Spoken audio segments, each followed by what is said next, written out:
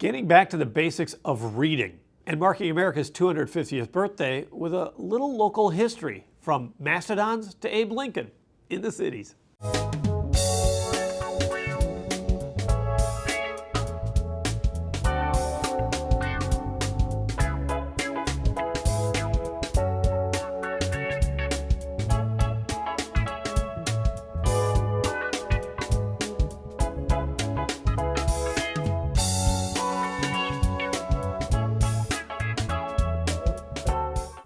The key to success may be right before you. Entrepreneur Jim Rohn once said, "Reading is essential for those who want to rise above the ordinary."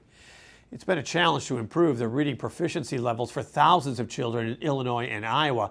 There have been improvements, but educators agree on one thing. The better a child reads at a younger age, the better they'll have a chance to succeed as they grow older. The Scott County Library System just received a grant that will open up the world of books for more children at its 6 facilities. Christine Barth sat down with us to talk about the problem and the search for solutions. This is grant money that helps you with your Learn to Read program. What makes the grant so special, and why is the program so special? Yeah, so we really wanted to get back to basics with reading at the library and get a really good foundational phonics set of collection. We had some items, of course, but they were very old, and we just really saw the importance of this, and so the Regional Development Authority did give us $10,000 to get this collection going. It allowed us to get different formats, really a lot of items, more than 600 items in the catalog right now available, and just really to have this available for the whole community. And this is really, we're talking about reading at the basic level. This is for the youngest of kids, and we've heard time and time again that kids have to reach reading proficiency, especially by 3rd grade. Or else they fall behind. Yes. Is that still the case? I mean, the key is to get them young. It is. So reading proficiency by 3rd grade is a measure that's used. If you look at those numbers, they're pretty bleak across the U.S. I think we can safely call it a reading crisis. We've got 40% of kids nationwide not reading at a basic grade level by 3rd grade.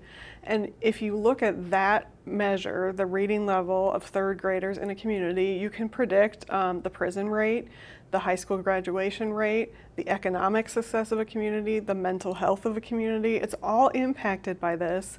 And the reading level by 3rd grade, you can predict by reading readiness before you even enter school. So we do have to catch them young. And this collection is really designed to help families kind of fill that gap and practice at home and just really learning based on the science of how kids learn to read. Now, earlier, because the science is different, it's almost going back to phonics, because I think I learned phonics back in the early Stone Age. There's a period of time that we saw whole language approaches.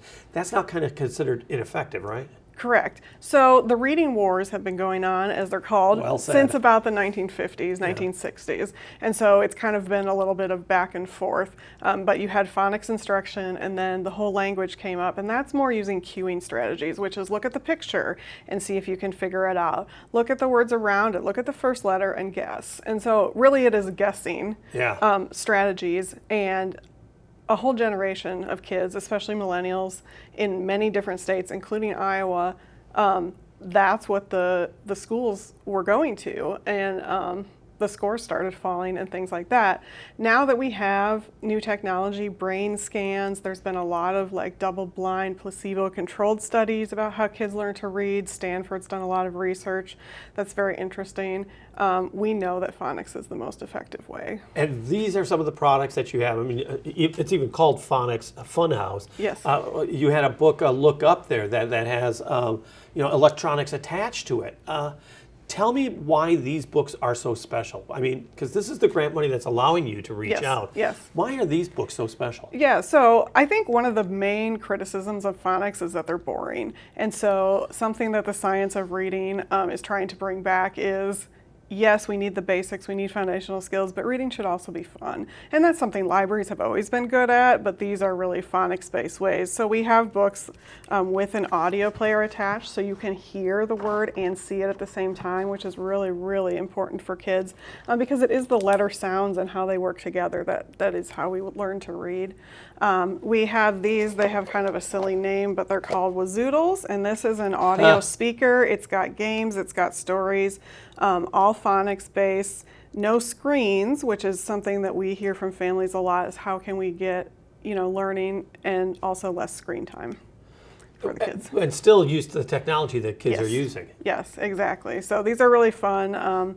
We have those, and then we have box sets, which is something that we've always had, but there's just a lot of really new stuff coming out from a lot of different publishers that is kind of step by step. First you start with the sounds, then you start putting them together, then you learn the consonants and put them with the vowels, things like that. And it's all just very research based, but also with fun stories.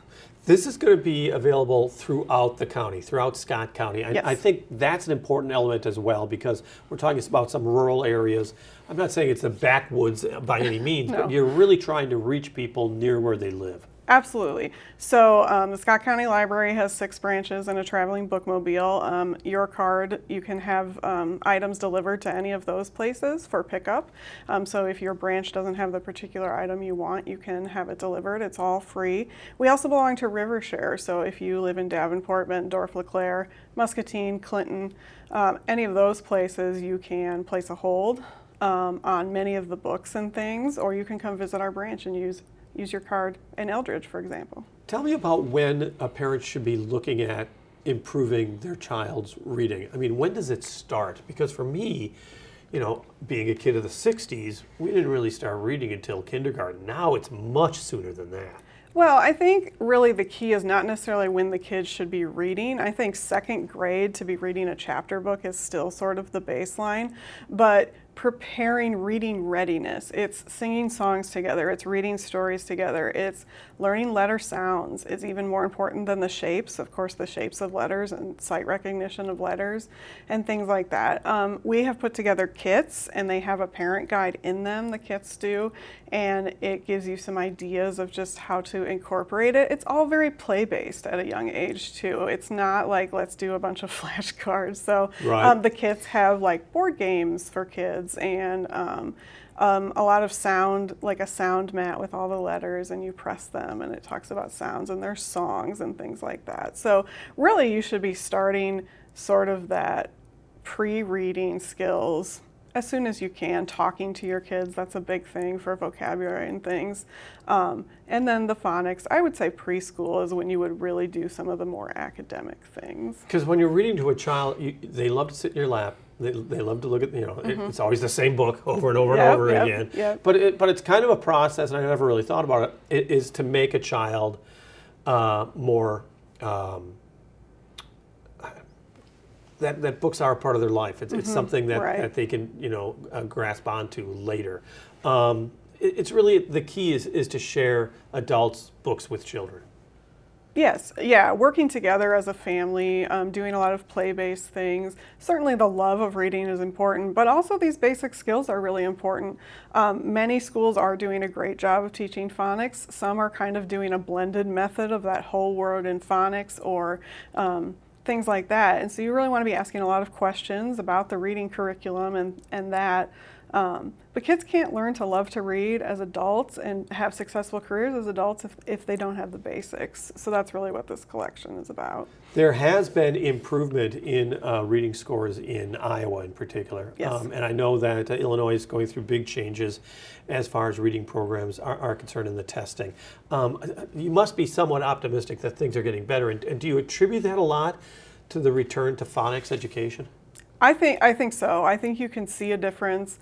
I think really when the COVID pandemic hit and kids were at home, parents noticed a lot more too, and so there may be a little bit more family involvement and not just like, oh, well, they'll learn that at school, Right. or maybe they already know how to read. So a little more awareness of that. I do think that Iowa and actually most other states have science of reading laws on the books now that at least some kind of phonics curriculum needs to be taught. I think that will make a difference. It's not too late.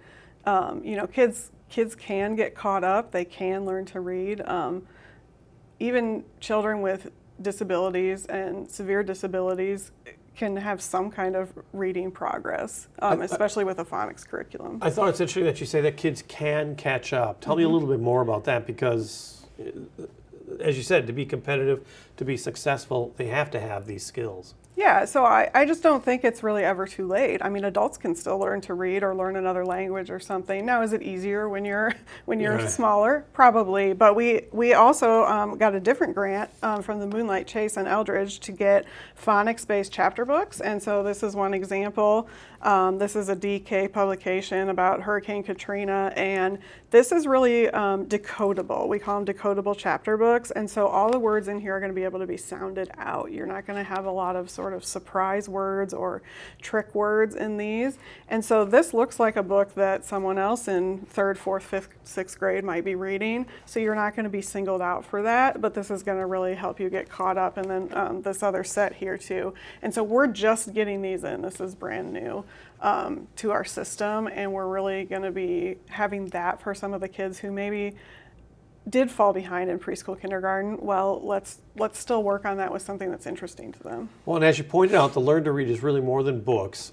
You also have learning guides. I mean, there is the ability for parents to better help their child. Mm-hmm. Yeah, so we have a portal on our website. It's called Learn to Read.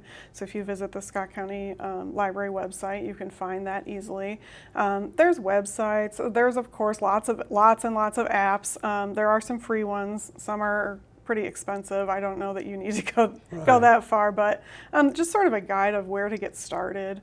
And if you are worried that your kid has a learning disability, there's different resources on our website of where you can get that evaluated and things like that. So. And tell me, once again, available at all the Scott County Library locations, but also outside of Scott County. How do you think that this could be somewhat transformative, because it's now available?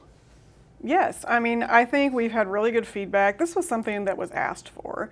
We had parents asking us, we had tutors, we had homeschoolers, we just had people saying, hey, you're doing some stuff about dyslexia. That was kind of our previous grant project, but you really don't have the phonics collection. It's just not available. We're having to buy it all ourselves. And so we responded to that feedback, and I think it gives people the power to kind of fill in the gaps where they need to.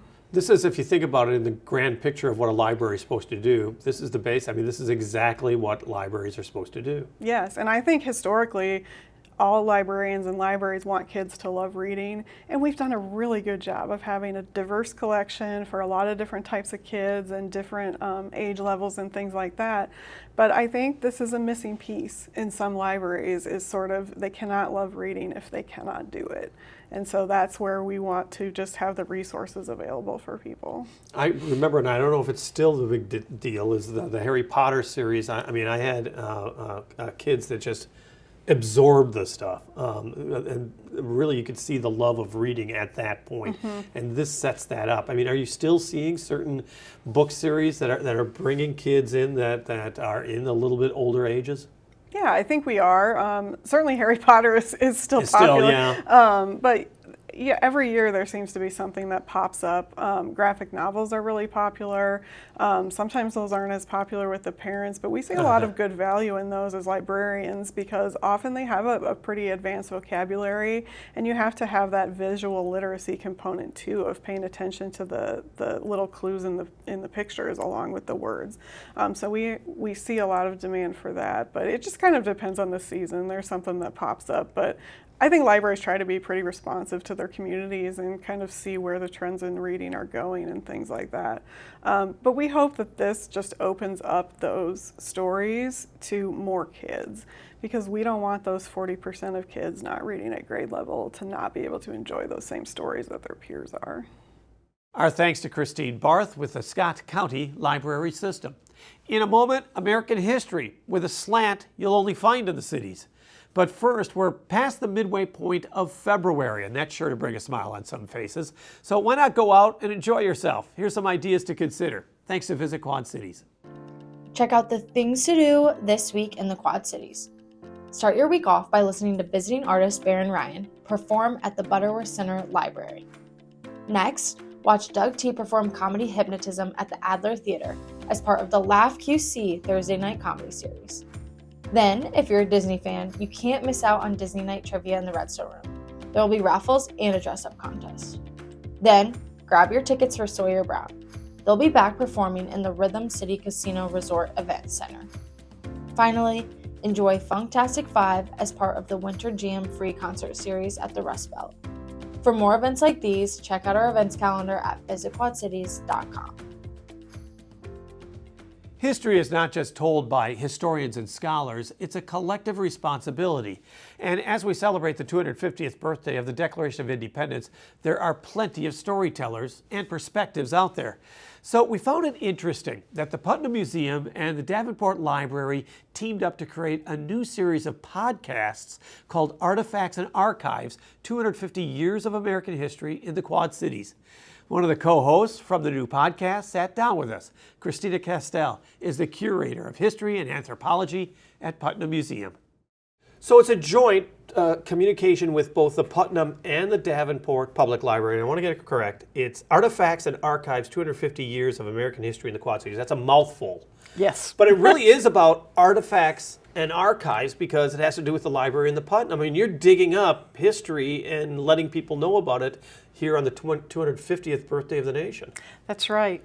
So really an exciting project, great collaboration with the library. They're great partners and fun topics. Well, and you're kind of new to podcasts. I mean, Yes. You've got 2 under your belt so far. Tell me, I mean, has it been fun to do?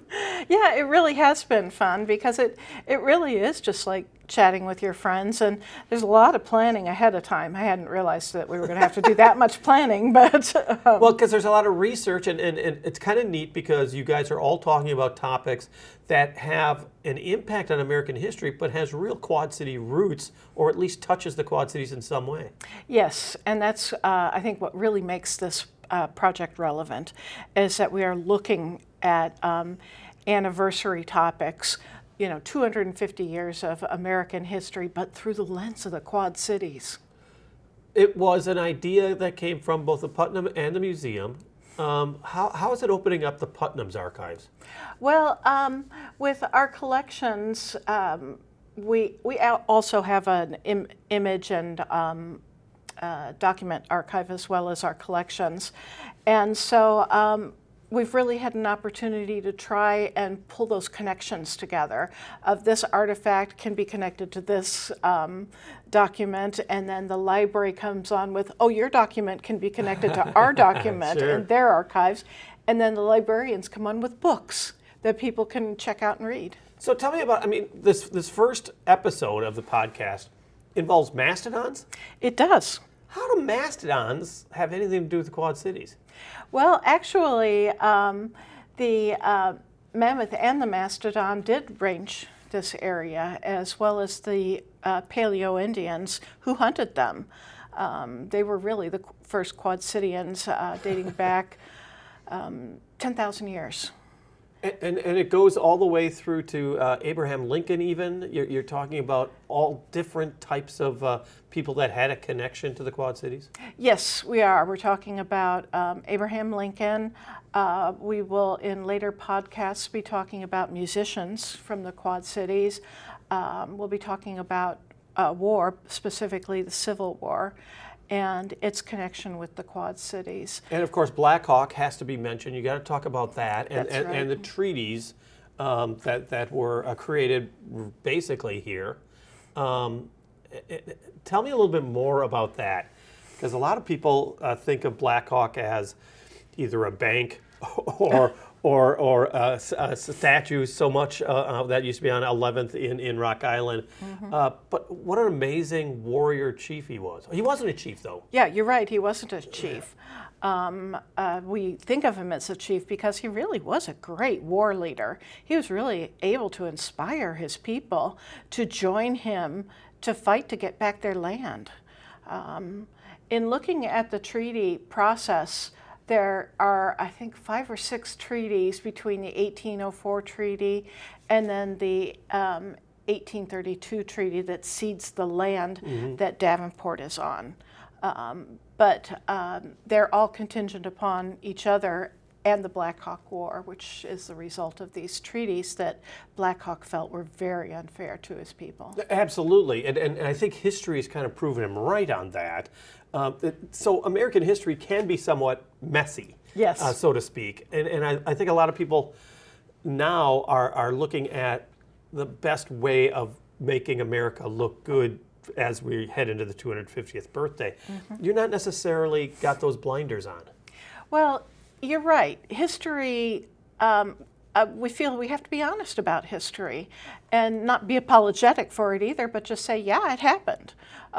It's, I guess, apologetic to a certain point, but not to a point where we're abasing Dismissing it, ourselves yeah. and dismissing it, because we want to be able to learn and grow.